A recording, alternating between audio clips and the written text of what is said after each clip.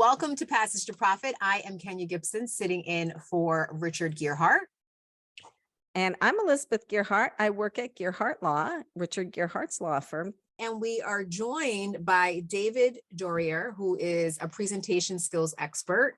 I mentioned earlier in the intro that he is a voiceover talent, and he's the owner of Classic Long Island Radio. And he's also a professional Santa Claus, which I find very, very interesting. So welcome to Passage to Profit. Thank you so much, Kenya, Elizabeth, and for inviting me to be a part of today's show. So you are a public speaking expert. What is the most important thing? Let's just dive right in. Most important thing is to know your audience. One of the things that I see that many speakers struggle with is not first understanding who it is that they're speaking to. And sometimes they'll come into that room and speak to the audience as if we are all experts in that same field, which is going to cause that the information is going to go right over our heads. So the most important thing, know your audience. What does talking and telling ain't training or selling mean? Oh, that's a great question. That's my tagline: talking and telling ain't training or selling. And that comes from my many years as a trainer. My background is training and development, and also training trainers to train. And what I have found in the past is many subject matter experts will feel that because they're an expert in their field, it automatically qualifies them to be a great presenter or a great trainer. So they'll come into a room and just start talking and telling information to an audience, and there's no engagement in that. And by just talking and telling, that does not equal engaging training or engaging selling. So do you work with people individually? Do you work with clients, and do you help them get to that point where they can engage an audience? Yes, yes, and yes. So it's individual one-on-one coaching, as well as team coaching, and working with teams of trainers, teams of salespeople, teams of executives, mid-level managers as well, and helping them all achieve the same thing. And that is taking their existing experience with speaking, but helping them to understand how to incorporate engagement principles into their current presentations. No, I was just going to say that's very interesting. I was going to ask, what are some of the pitfalls of public speaking? Well, a great question. Thank you, Kenya. One is not knowing your audience. And the second, I've had an opportunity to evaluate a lot of people over the last 15 or 20 years. Many of these people were in corporate, many of them were in networking events. And I always walked away with three things that people seem to struggle with the most. And one was not knowing the audience. The second was not incorporating stories into their presentations. Most times people were just throwing out data to their audience. And by incorporating stories, now you're emotionally bringing people in to your message. If you're talking about a client or a past hardship of some sort that we can all relate to, that we're going to learn something from, that's going to help us, those stories are going to help us to see it, smell it, taste it, experience it within ourselves, and we are all going to be more emotionally connected. The third area that I see that many speakers were struggling with is a compelling conclusion. There were many speakers that would just get to the end of their presentation, get to the end of the training, whatever it happens to be, and say, good night, we're out of here. And there was nothing to conclude. And simply, you can have a review. If it's training, let's review what it is that we covered today, because your audience, one of the principles of engagement is repetition, and the audience is needing to have that review so we can kind of put it all together again. What did we do today? We spent all day in the air. Let's review it. A speaker can also do the same thing, could have a review at the end, and definitely some sort of a call to action. Well, that's interesting. So how do you make a boring person interesting, David? Well, first of all, that's a great question. First of all, that boring person, first of all, has to have the motivation to want to be a compelling speaker. If they if that's what their objective is, so that's where I need to start. Do you want to do this? Do you want to put the work in to be a more compelling speaker, Mr. or Mrs. Boring Person? So I'm definitely going to start with that, and then understand what are their objectives, who is their audience, and understand their topic, and start crafting. It depends on where that individual is in their speaking career. If I have to start with the foundational skills of which I call the ABCs of speaking in public, understanding your agenda, your beliefs, and the 5 core communication skills, we may have to start there with just foundational skills. Maybe we need to work through the fear. Maybe that person who is boring, maybe it's because of all that fear that's built up inside of them, and they're afraid to open up. Underneath, if we were to open up those doors, we may find an unbelievably exciting and vibrant person underneath all of that. That's a very interesting perspective, because I think sometimes, even as a presenter or someone who is like an open communicator, sometimes there's like a sense of that person being a little introverted, right? Do you find that in some of the people that you train who are like maybe like boisterous or great communicators, but there's a sense of them being a little reserved depending on the situation? Yeah. I even find that yes, just like you said, those off stage, you have the individual that is very vibrant, very outgoing, but once they get on stage, a lot of those insecurities come in. I kind of relate speaking in public or speaking on a stage as if you're standing in front of an audience naked. You're being judged, or there's that perception of being judged by your audience. But I should say that being nervous, if anyone is nervous, guess what? You're normal, because we all get nervous before a situation like that, before getting up in front of an audience. It's not natural for us to be up in front of an audience speaking, but it's learning the foundational skills of how to work through that nervousness. Number one, reframe it and say, I'm excited, versus saying that I'm nervous, and understanding that your audience wants you to be successful. There is usually only one person in that room that feels that this talk is going to go south or is not going to work correctly. Can you guess who that one person is? The speaker, of course. Exactly. But the speaker needs to understand being nervous is normal, and your audience wants you to be successful. What do you think of the advice to picture the audience naked? I Does that work? It doesn't work for me, and I've heard it many times. To me, it might be more of a distraction. Yeah, it doesn't work for me either. And I love what you said about the nerves, because I always want to feel a sense of nervousness. It makes me not rely on my own dependency, right? Because I feel like we get our gifts, and I'm like, all right, God, this is coming from you. I'm not going to lean my own understanding. I want to lean on you. So I love that you said that. And the other thing, can you have the opposite effect when you're like talking on stage? Like, so can you be comfortable and then like, so for example, I am not a great networker. Like when I have to be forced to talk to people one-on-one in small little settings, I'm like, oh, I don't like, I'm more comfortable speaking to people in a larger group setting than I am networking one-on-one. Do you find that happens with some people? No, definitely. It happens with me. I was not born with the gift of gab. As a young pimply kid growing up on Long Island, New York, I was looking for the closest cave that I could be in for the rest of my life. It's just that powers that be has put me into career fields that has put me up in front of an audience on a daily basis. I started by being in the military, then radio broadcasting, theater, training as a corporate trainer for a number of years. So I had to learn how to be able to speak in front of large groups of people, and I am not comfortable with small talk. I, like many actors, if you watch that program, the Actors Studio that was on years ago on Bravo, and most of those actors, many of those actors would say the same thing, that they were more comfortable on stage than they were with small talk. Yeah, I saw a famous actor on this talk show once, and he was terrible.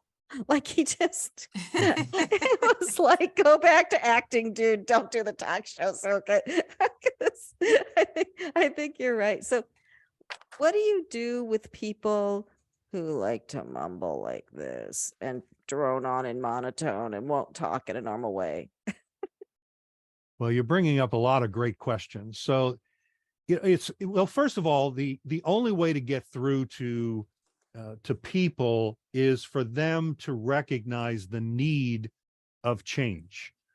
I can certainly bring up and give the evaluation and say that I saw these things within your presentation, and one of them was that you need to open up your mouth more and I need to give them a reason of why it's important. But what's most important is they need to see it themselves. I learned this from training. I could be in front of the room and tell, if you're just telling everybody that they need to change, I'm telling you to do this, I'm telling you to do that, your audience is not going to change. They have to see it, feel it, understand it for themselves, and understand the WIFM. What's in it for me? What's the value in stopping mumbling? What's the value of enunciating my words? They need to find that out themselves. Yeah, well, back in the good old days when everybody was in the studio for every show, we had Noah for that. So we would get the mumblers and we would get the droners, and Noah would come running in. Running in. And it was so funny. We'd be like, oh, here comes Noah, you're in trouble. And that helped a lot. But yeah. I think some people don't even realize how they're coming across to their audience because they're so used to speaking in that way. No one has said anything to them, so they think it's okay. Yeah. Yeah, I do that sometimes. Like I have a tendency to talk quickly, and I think I'm coming off as like coherent to someone, and they'll turn around and be like, what'd you say? And I need that sometimes, right? We all need a little nudge to be a little bit more articulate. I want to talk though, however, about the biggest sale of all time, which is Santa Claus, right? So how have you been able to, first of all, how did you get into that, right?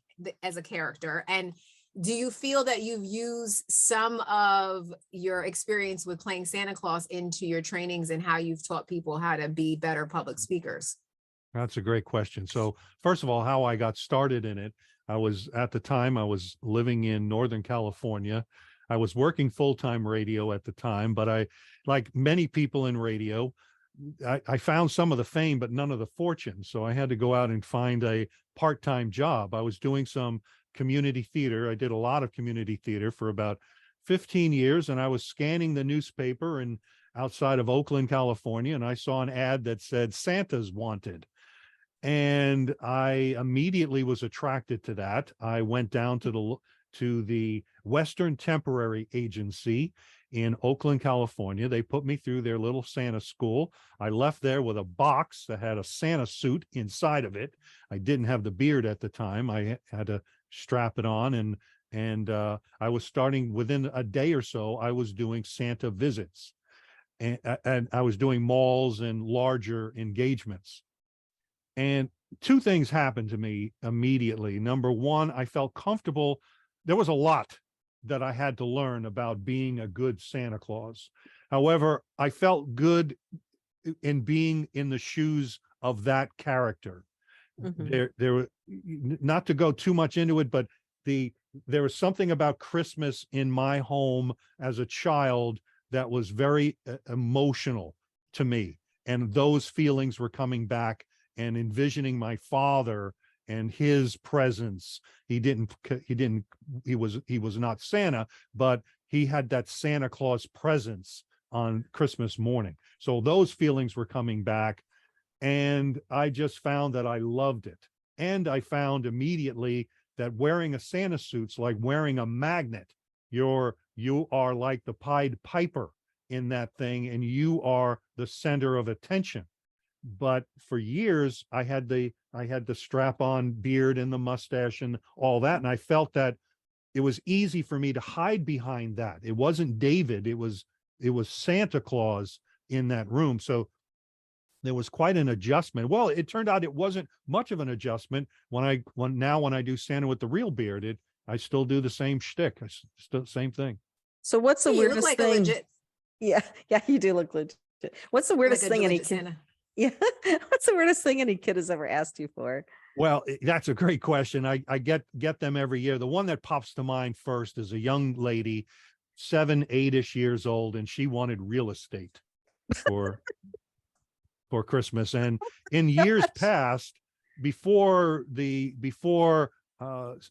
internet being as big as it was, kids would come in with clippings from Walmart ads, the Sears catalog, and they'd have things circled and pointing it out. It's available at this store and that store, and it costs this much. They'd have all the pages.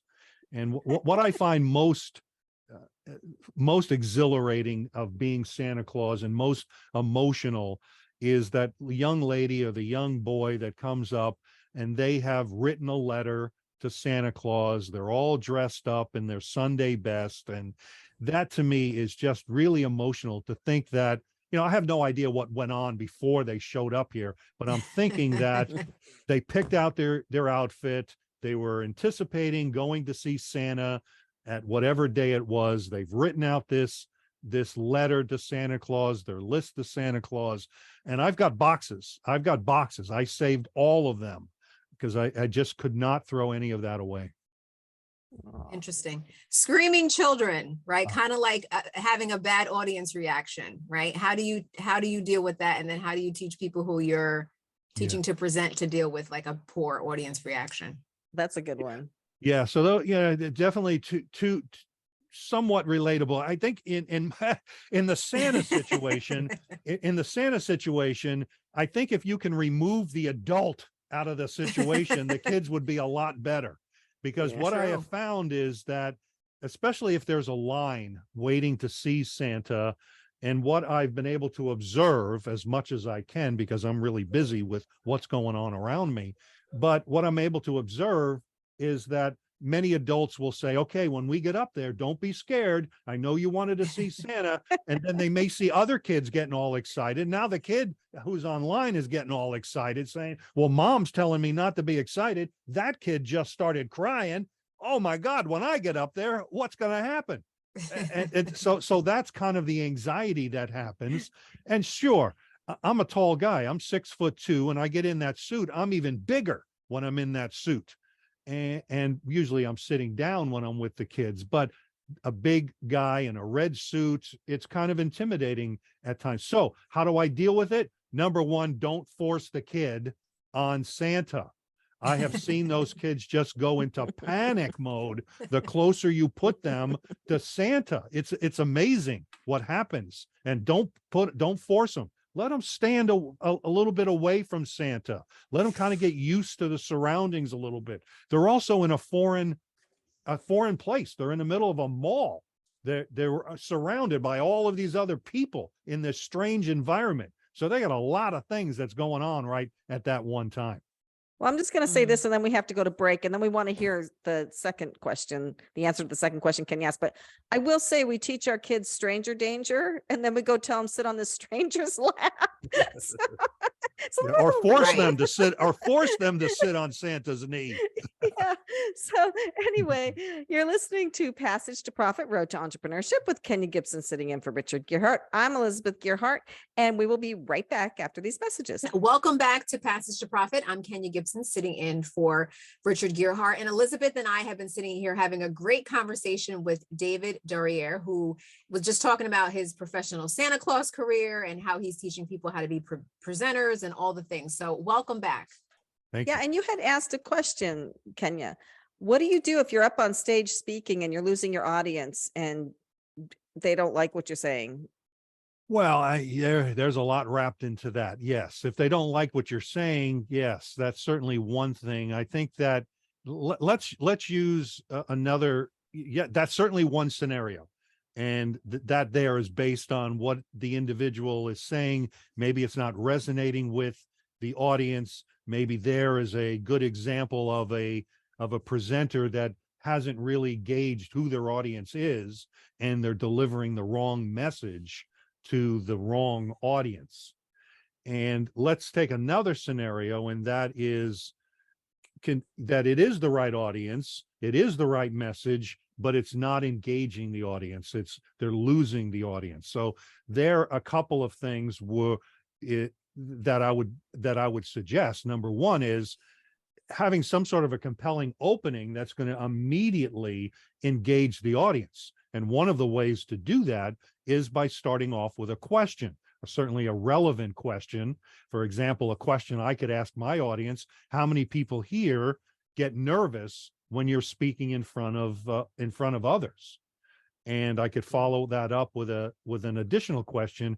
And so that there is going to immediately engage the audience. And then my job as a speaker is to continuously engage them with stories, with anecdotes, with rhetorical questions of some sort. And depending on the situation, maybe they could do some sort of an exercise, either on their own or in small groups, for example. We had a note here about engaging virtual audiences, and I just kind of wanted to talk a little bit about some of the differences and like some of the tactics that could be used there. Yeah, well, a lot of the same things that you use on stage can be used virtually. You just have to crank everything up to an 11. I think that in both situations, whether it's on stage or virtual, the most important part is setting that stage up front, is letting people know, what are we doing? How are we going to do it? What can you expect from me, the presenter? What can I expect from you, the audience? And again, immediately engaging them right in the beginning. If it's all just chatter, if it's all just data, whether it's on stage or virtual, it's so much easier to lose your audience. I have 3 screens here. I could be easily playing tic-tac-toe on some other screen or doing some other work over here. But if you're asking me questions, if you're telling me relevant stories, if you're making it interesting to me, I'm going to be more compelled to stay connected.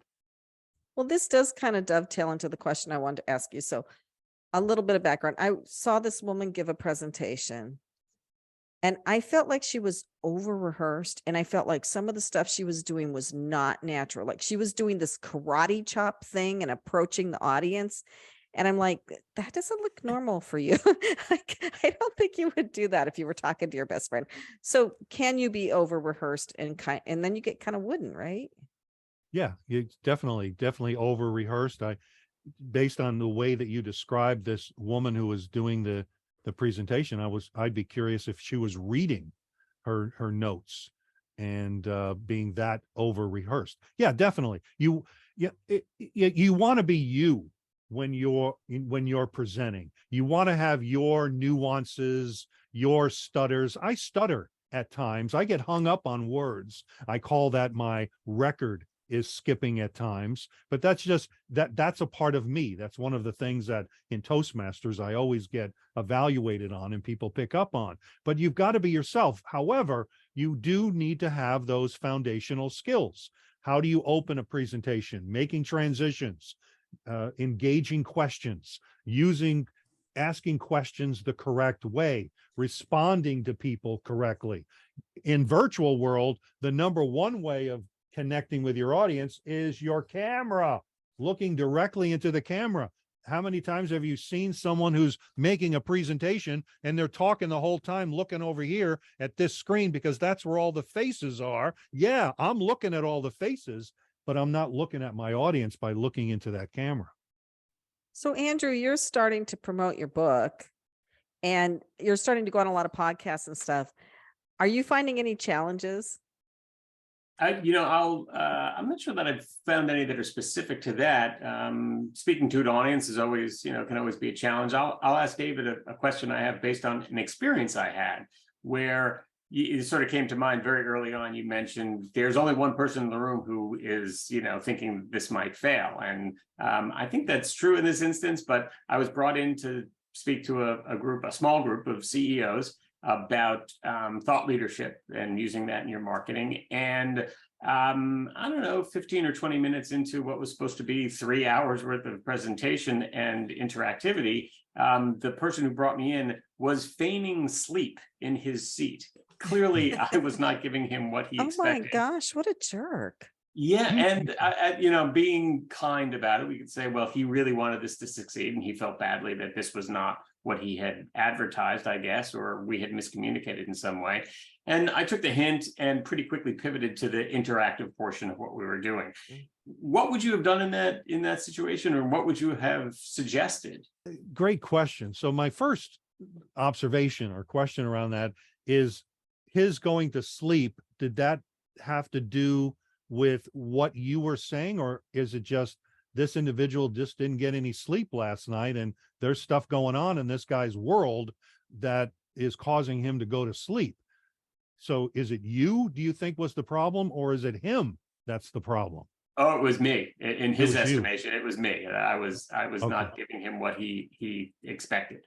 Okay. Oh. So that's a good observation, that you keyed in on that and where it didn't become a big distraction to you, where some people that someone's fallen asleep and now that has caused me to just fall apart up on stage. So it's good that you transitioned.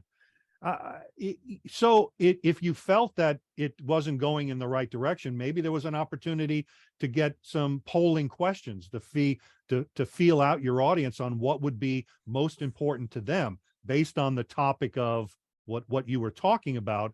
Based on that, what would be most important for you all to learn about that topic? That's a great suggestion. Thank you. Yeah, so did you ask him, Andrew? He told you that was the reason why that he was. Afterwards, I said, hey, what's up with that? That's, that really, as David just pointed out, that really could have gone south in a hurry if it had just flustered me. And I think, looking back on it now, and especially in light of what David said, I should have said, hang on, everybody. It seems like maybe I'm not giving what was expected here. Let's talk a little about what your expectations are, and we can move right into some interactive exercises to drive some of these points home. But let me know if that's where we want to go. And I really just pivoted on my own. And of course, this fellow miraculously woke up and everything was fine.